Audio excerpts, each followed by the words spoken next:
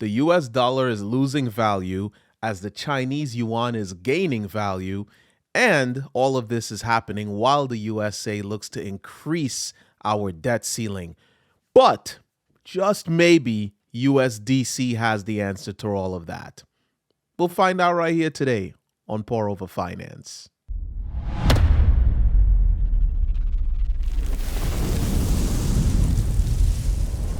House Speaker Kevin McCarthy passing his first major test by a slim margin. The bill is passed. Securing just enough votes to press ahead with a bill that raises the debt limit by $1.5 trillion. No one in America believes there's not one place that you can't find a place that you could have savings in what Washington spends. The GOP proposal cuts spending in areas that include rolling back unused COVID-19 funds and stopping President Biden's student loan cancellation plan. What's up, guys? And once again, I appreciate you. Thank you for gracing us with your presence once more here on Pour Over Finance. If you enjoy what we do, as usual, please hit the like button, hit the subscribe button if you want more of what we're doing, and we'll go ahead and try to jump right into exactly what's going on here in the world of traditional and future finance. So what's taking place here is the House Republicans have voted to pass a bill that will increase the U.S. debt ceiling by an additional $1.5 trillion.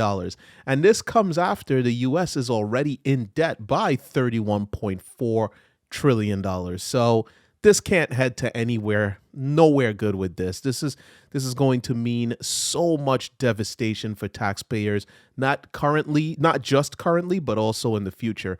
So let's just go ahead and read a little bit into what's going on here. It says the House passes a $1.5 trillion debt limit increase, and they are also proposing some spending cuts.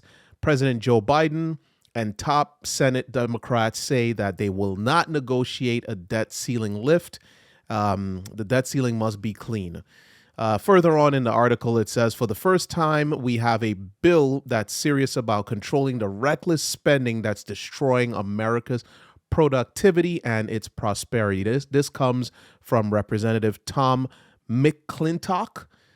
He's a representative in California, I guess, who has opposed debt limit increases for 15 years. And he said this on the floor. So it's just insane that we would be looking to increase our debt ceiling while all these other things are going on. I mean, there is some hope that it maybe doesn't get passed, but they're kind of proposing pulling money out of certain places like the coronavirus relief fund.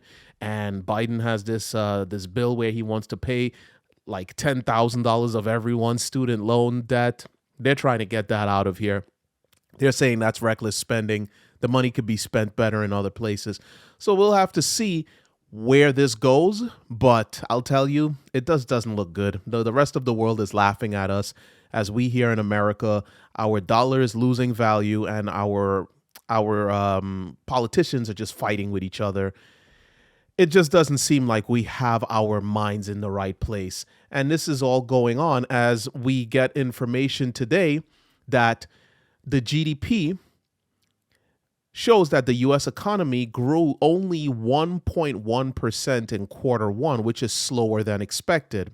In the article, it goes on to say the U.S. economy activity grew a little slower than expected in the first quarter of 2023, flashing further signs that the economy is slowing down as recession fears swirl and the Federal Reserve considers more rate increases. So more rate increases on the way, as well as the slowing economy. But that is exactly what they are looking to do. They want to slow down the economy to roll back inflation.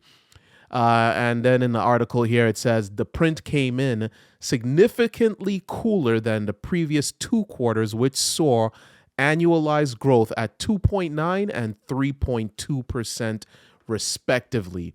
So that definitely indicates that we are trending downwards in terms of growth, and downwards trend could mean a cooler inflation rate. However, what does that mean for the overall economy? Could we possibly be in the negative?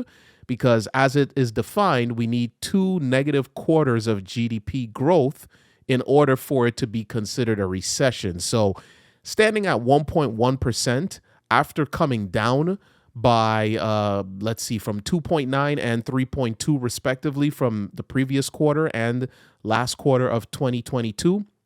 It seems like we're trending downward.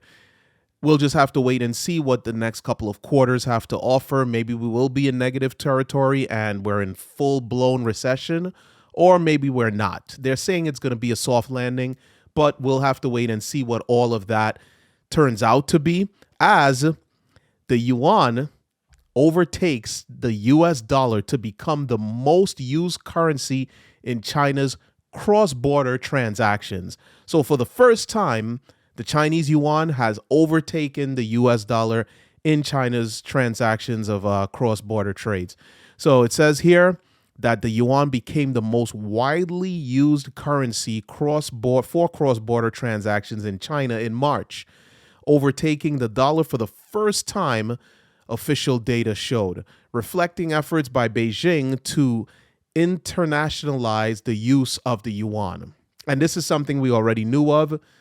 China is trying to move away from the USD. Russia is trying to move away from the US dollar. I mean, the entire BRICS economy nations are trying to move away from the US dollar, and it seems to be working. Further in the article, it says cross-border payments and receipts in yuan rose to a record 549.9 billion in the month of March from 434.5 billion a month earlier. So it's moving pretty fast if you're looking at these numbers. According to Reuters, the calculation is based on data from the State Administration of Foreign Exchange. Further down in the article, the yuan was used in 48.4% of all cross-border transactions.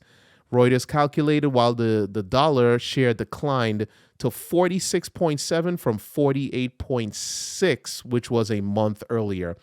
So it's working. If China's goal is to de-dollarize and get away from the US dollar, whatever they're doing is working, and the numbers clearly reflect that. As of the month of March, they have officially gotten to a point where their yuan is above the US dollar for trades with China. And unless something drastic changes, this is going to continue down this path. So the US dollar is losing value. Our GDP is dropping. It's dropping. We're not growing as much as we should be growing. The House is looking to raise the debt. All of these negative things are happening with the US dollar. But like I said in the intro, does USDC have the answer? So in our final article here for today, it says the CEO of Circle, and if you don't know who Circle is, they are the company behind USDC, which is the second largest stable coin by market cap, USDT being number one. They're pretty much saying, hey, the United States must capitalize on the high demand for digitally native US dollars, particularly from those emerging economies with weak local banking systems. This is coming from the CEO of Circle. Article goes on to say further, the United States must implement stable coin legislation and digitize the US dollar to mitigate the very active de-dollarization taking place around the world right now. And this is coming from Jeremy Allaire, which is the CEO of stablecoin issuer Circle. Further on down in the article, the demand for digital dollars like the USDC is highly global. We see that demand as all around the world. We're seeing that demand all around the world. We see it in emerging markets. We see it in markets where people want to hold a digital dollar versus their local banking system, and as an efficient medium of exchange for various type of international transactions. So he's saying, hey, listen, the US dollar is currently de-dollarizing. It's time for the US to go ahead and provide legislation for stable coins so that you can go ahead and have us be the official digital currency of the US dollar. I don't know if that's ever going to happen. Will you guys ever trust a stable coin issuer specifically USDC with your dollars if you're an American. I don't know. I think they have to clean their own house first before looking to take on all of these bigger challenges. Just about a month ago, they completely depegged, and I'm going to try to pull that up right now, real time, if I can. Real time. Let's do it. Let's jump on over to CoinGecko. And as I mentioned, USDT, 81 billion as the market cap. USDC at 30 billion for their market cap. So now if we go on to the chart here, and let's go to the 30-day. All right, let's do the 90-day. Boom, there it is. Look at that. On March 11th, the USDC depegged. It was all the way down to almost 87 cents. So I don't necessarily know if I trust USDC with handling the digitization of the US dollar, but who knows? One can say that we're currently seeing US dollars being depegged anyway, so what's the worst that could happen? Why not just add some more fuel to the fire? I personally am not ready to trust USDC with all of my money. I trade in stable coins from time to time, but I don't know if I want to just give them everything. You know what I mean? But you guys let me know what you think. Do you trust USDC? Do you think that USDC can mitigate some of the issues happening with the US dollar at this time?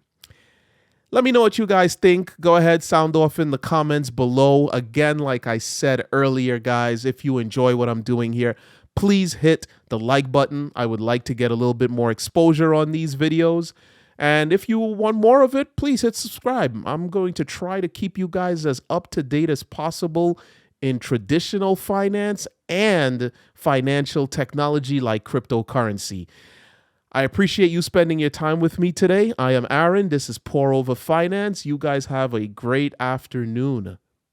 Peace.